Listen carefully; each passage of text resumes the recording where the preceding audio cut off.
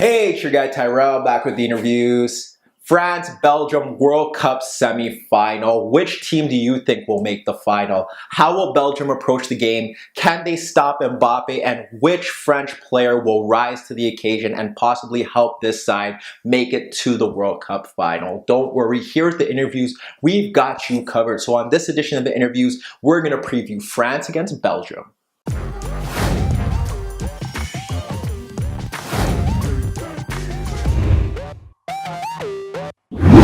So now we're down to 4 World Cup semifinals. The first game features France against Belgium. It's the game that a lot of people wanted. It's the two teams that people expect to win the World Cup depending on the winner. But who's going to win the game? How are they going to do it? Will it be France? Will it be Belgium? Here at the interviews, we're going to break that down for you. So when we do, we have to start with the systems. We expect France to be in a 4-2-3-1. We expect Matuidi to return to the starting lineup on the left-hand side, along with Griezmann and Mbappe behind Giroud, Pogba and Kanté in midfield. When we look at Belgium, their initial formation throughout the tournament has been a 3-4-3. Against Brazil, they were like a 3-4-3, but when they didn't have the ball, they transitioned into a 4-3-3. What system will they start with here? They can't really adopt the same type of tactic based on the fact that Thomas Meunier will be suspended. He is the right wing back for Belgium. So how will they approach the game? And when you look at how they did approach it against Brazil, they were great in the first half, but they conceded a lot of chances, so it may not be as successful once again if they were to use it against France. So if they were to line up in a 3-4-3, we'll start with that first. It would be Lukaku, De Bruyne, Hazard in midfield.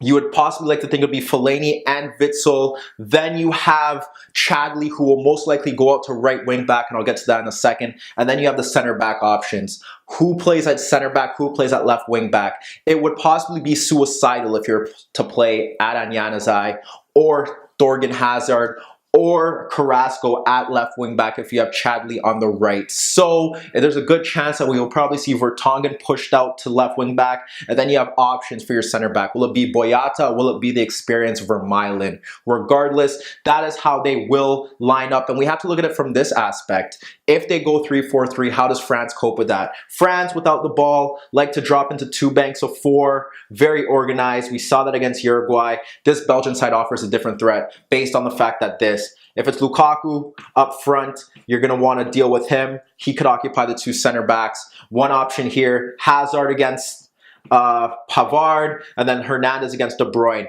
Hazard against Pavard could be a really good battle. We saw Di Maria not do well against him in 1v1 situations, and in Hazard's a different proposition. You would most likely see N'Golo Kanté drift over onto that flank to ensure that they don't get many 1v1 situations, and if Hazard is to cut in, Kanté would like to break that play up. With De Bruyne, it's a bit different, simply based on the fact that he's not Mertens, who will like to drift into that space. He can drift into that space behind the midfield if he wants to, but if he wants to get on the ball, we've seen De Bruyne drop into deeper positions, which could then help Chadli push forward, and Matuidi is there to stop that threat, which is key, because at least it creates space for De Bruyne, who could deliver those delicious balls into the box where you can expect Lukaku to try to attack it, and that could be a ploy for them.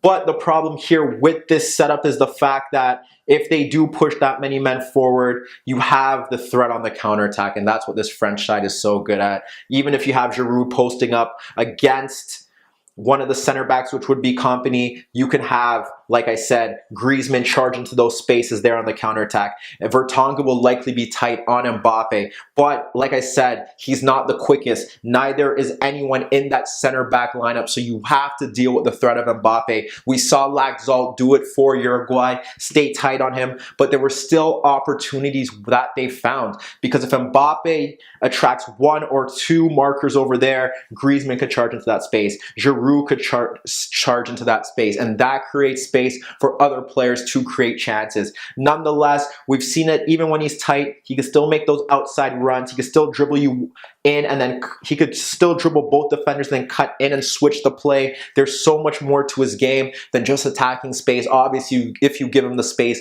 he will make you pay. But that is a threat that Belgium have to cope with if they play with a 3-man backline. The fact that if they push one forward, again, yes, Matuidi could shift over and stop that threat, but there's space in behind, and then there's space in behind Vertonghen, who will not want to give Mbappe space to dribble at him. But that's how France would cope with it without the ball. That would be Belgium's initial approach if they do play in a 3-4-3. Fellaini could obviously join in attack to break into the box if Belgium were to sustain a lot of possession, and that would leave two men in the box, two aerial threats. That would really fluster the French backline. But you have to think that if it's a two-man midfield with Fellaini and Witsel, they won't want to risk that based on the fact that France could counter with so many different options.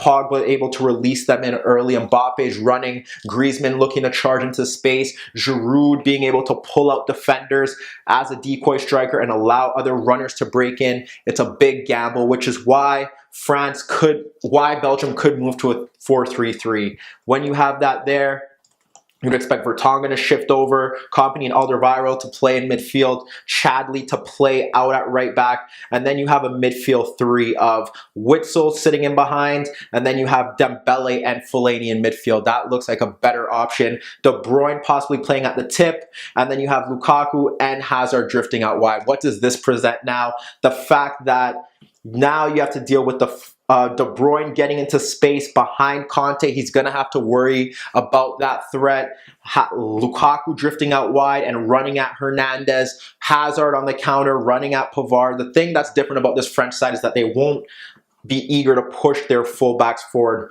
The fullbacks are more defensive minded, not like Marcelo, so there will be less likely to push forward.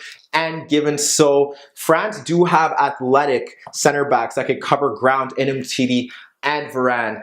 Obviously, Umtiti in particular, prone to making defensive suspect challenges, which could lead to free kicks, but you have to think about it that if one is beat, they could cover the ground there. But with Pogba and Conte, there's just a good balance. Pogba's played a more disciplined role throughout this tournament. It hasn't been about him storming forward. It's about him protecting that center of the area, and it won't be as easy for Kevin De Bruyne to find the space that he did against Brazil, where he was able to drop off into these positions to pick up the ball ahead of Fernandinho, then run by him. Same with Hazard, like I said. If Hazard wants to drift there, Conte will be there. Pogba will be there. And if they want to do a man-marking job on him like we've seen in the past, that could be a threat for them as well. But the most important thing that we saw from this Belgium side when they dropped into 4-3-3 without the ball is how disciplined the midfield is. They sat in their center, in the center of the pitch. If the ball goes out to Mbappe, you could expect Fellaini to possibly drift over. If the ball comes out to the left and they want to try and give a run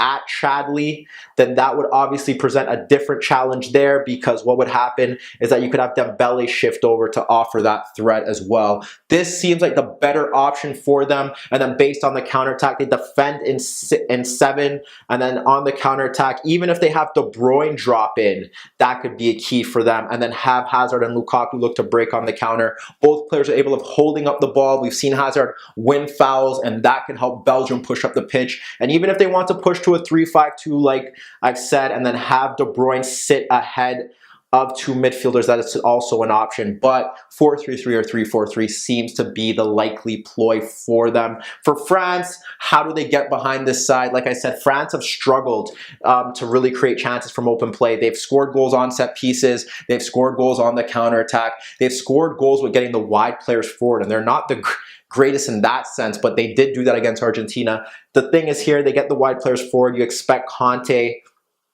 and Pogba to drop a bit deeper, solely based on the fact that Lukaku and Hazard will be pushing into those spaces there. So you have Giroud, and the problem here is that sometimes these two and Griezmann and Mbappe don't have enough space out wide, and then you have Matuidi obviously drifting into that space there. So if they push forward and they get the fullbacks getting forward as well, they're gonna need to have a threat, because like I said, the wider players are gonna shift out to cover that space, and then if they win the ball, De Bruyne will be looking to spring counterattacks, and then that could lead them to really break in on the counter, which is why it may be the best option for France to sit a bit deeper, to be a bit more reserved, to allow, like they did against Argentina, Belgium to push up the field and then spring on the counterattack, solely based on the fact that they haven't shown that they could really break a side down. Yes, they've had good possession through Pogba, through Conte, and they've had great chances through Mbappe, but Giroud hasn't been great in the last few games. His combinations with Griezmann haven't really worked, and there's some times where they just get too narrow. And against this Belgium side, who, if they do play that 4-3-3, will be, or drop into a 4-3-3, will be sitting a bit deeper. It's going to be hard to really find space in behind that defense, whether it's a 2 or a 3, because they do like to get narrow as well, which is why I would encourage the fullbacks to get forward. But again, the threat of getting the fullback forward will lead to potential Belgium counterattacks, which this is why this game is so intriguing. What system will Belgium play? How are France going to get around their defense? How is Belgium going to try and cope with Mbappe? And could one of the French superstars in Griezmann, Pogba, or Giroud step up to the plate and deliver a big match performance for this side? Let us know what you guys think. Is France going to win? Do you think Belgium's going to win? What system is Belgium going to play? What is going to go down in this game? Meet us in the comments below. Don't forget, I upload videos every day, and don't forget to subscribe to my channel. And that was your daily dose of the interviews.